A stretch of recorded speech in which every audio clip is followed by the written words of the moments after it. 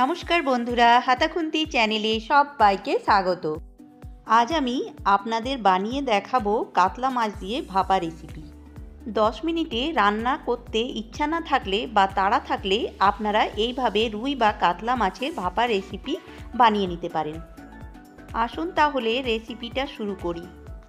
তার আগে আমার চ্যানেল যদি সাবস্ক্রাইব করা না থাকে তাহলে সাবস্ক্রাইব করে দেবার অনুরোধ রইল।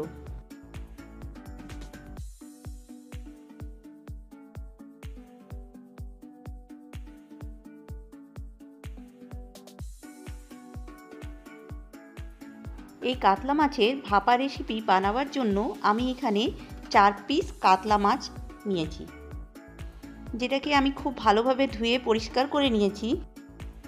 যেটাকে আমি পরিমাণ মতন লবণ, হলুদ আর কাশ্মীরি লঙ্কার গুঁড়ো দিয়ে ম্যারিনেট করে কিছুক্ষণ রেখে দেব।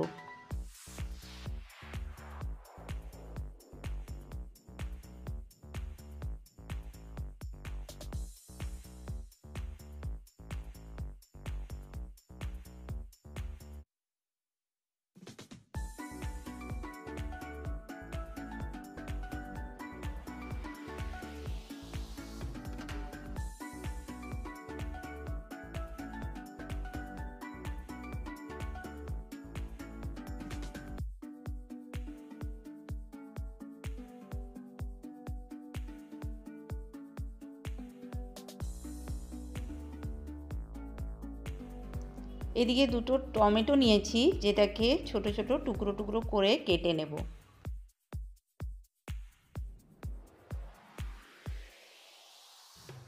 চারটে কাঁচা লঙ্কা নিয়েছি, যেটা মাঝখান থেকে চিড়ে নিচ্ছি।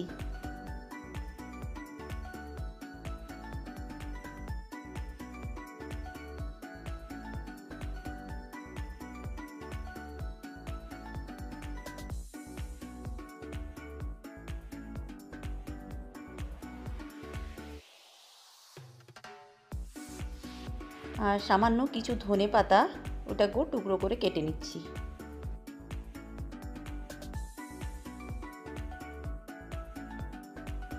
এখানে আমি টমেটো, কাঁচা লঙ্কা আর ধনে পাতা কুচিয়ে রেডি করে নিয়েছি। এখানে একটা মিক্সিং জার নিয়ে নিয়েছি, তার মধ্যে 2 চা চামচ গোটা সর্ষে, 2 চা চামচ পোস্ত, সামান্য পরিমাণে লবণ আর দুটো কাঁচা লঙ্কা দিয়ে প্রথমে শুকনো ঘুরিয়ে নেব। প্রথমে এইভাবে ছোট দানার মিশ্রণ মিক্সিতে 4-5 বার শুকনো ঘুরিয়ে নিয়ে তারপর যদি জল দিয়ে পেস্ট করা হয় তাহলে পেস্ট খুব ভালোভাবে হয়।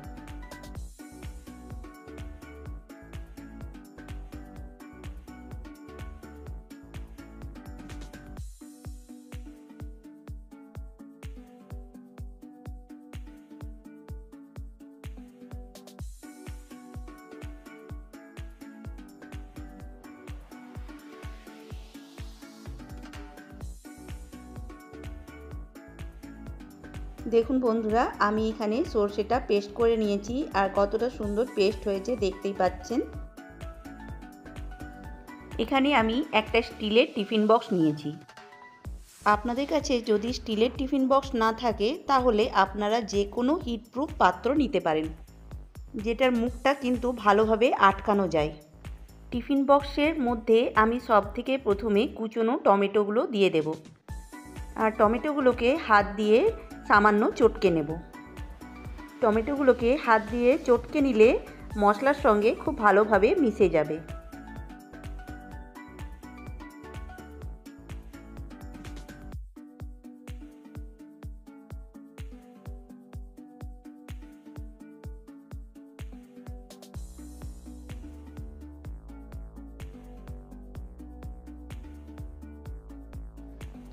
এবার করে রাখা যে মশলার পেস্টটা সেটা দিয়ে দেব।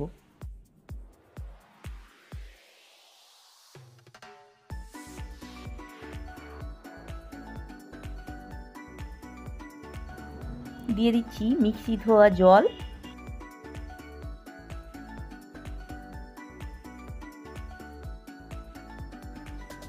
দিয়ে দিচ্ছি 2 চামচের মতো ফেটানো টক দই।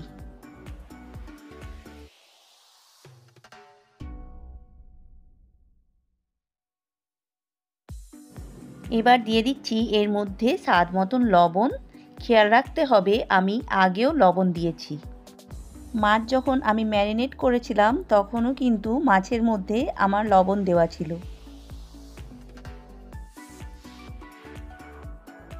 দিয়ে দিচ্ছি ছোট চামচের 1 চা চামচ হলুদ, দিয়ে দিচ্ছি 1 চা চামচ কাশ্মীরি লঙ্কার গুঁড়ো,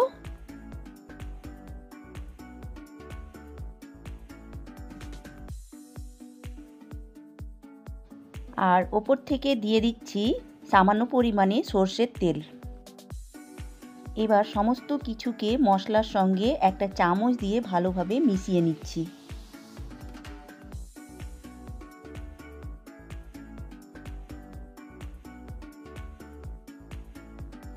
এবার ম্যারিনেট করা মাছগুলোকে আমি এক এক করে এই মশলার মধ্যে চুবিয়ে নেব।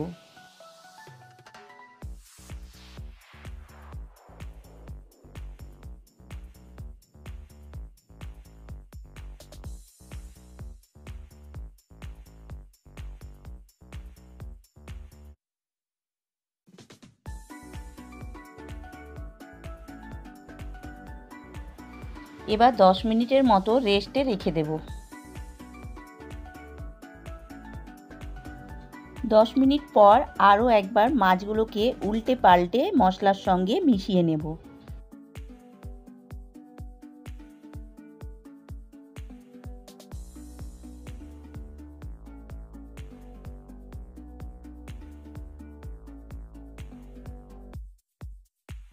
এবার ওপর থেকে চিড়ে রাখা কাঁচা লঙ্কাগুলোকে দিয়ে দিচ্ছি। এবার টিফিন বক্সের মুখটা বন্ধ করে দেব। আমি এখানে একটা বড় পাত্রের মধ্যে খানিকটা জল নিয়ে নিয়েছি আর এই জলের মধ্যে টিফিন বক্সটা বসিয়ে দেব। এবার একটা ঢাকা দিয়ে 10 মিনিটের মতো রান্না করে নেব।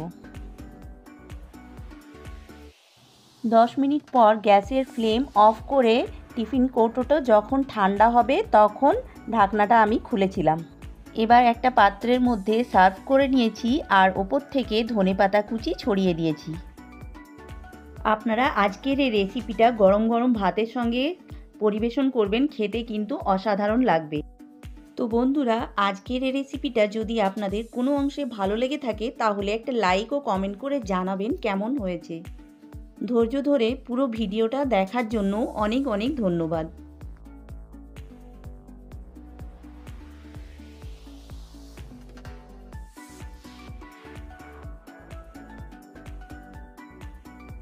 ফিরে আসবো আবার একটা নতুন রেসিপি নিয়ে। ততক্ষণের জন্য সবাইকে টাটা বাই বাই। ভালো থাকবেন, সুস্থ থাকবেন।